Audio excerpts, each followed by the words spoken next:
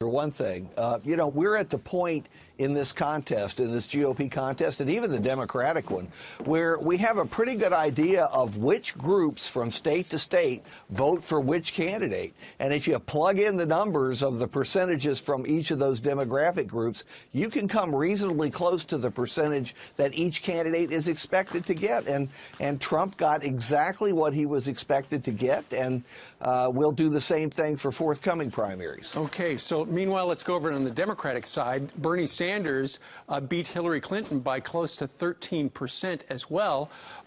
You saw this coming, too.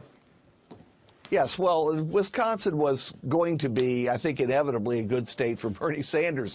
It's perfect for him. It's very substantially white on the Democratic side. The voters on the Democratic side are very liberal. There's even a socialist tradition in some of the cities there. You know that, Steve. You've looked into living in some of those cities for that very reason. Yes. Yeah, funny.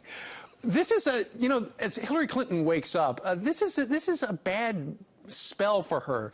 She has lost 7 of the last contests to the socialists from Vermont, and she's supposed to be the one who was a slam dunk.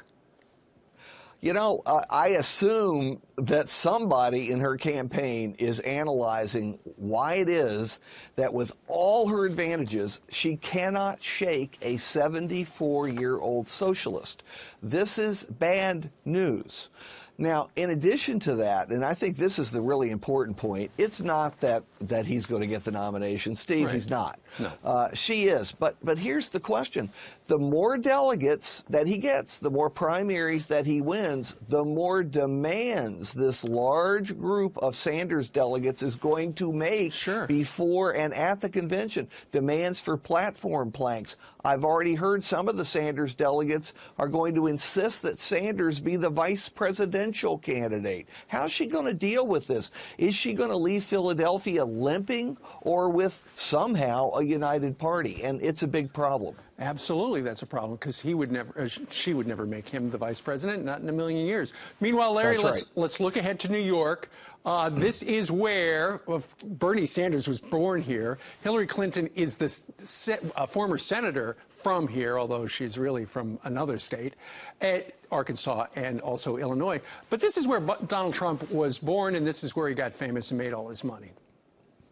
Yeah, we have all of these homegrown candidates coming in New York, and my guess is that Clinton will end up beating Sanders. On the Republican side, I think it's just a question of the margin by which Trump wins.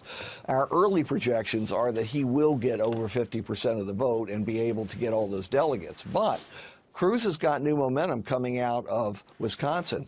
Can it last 2 weeks?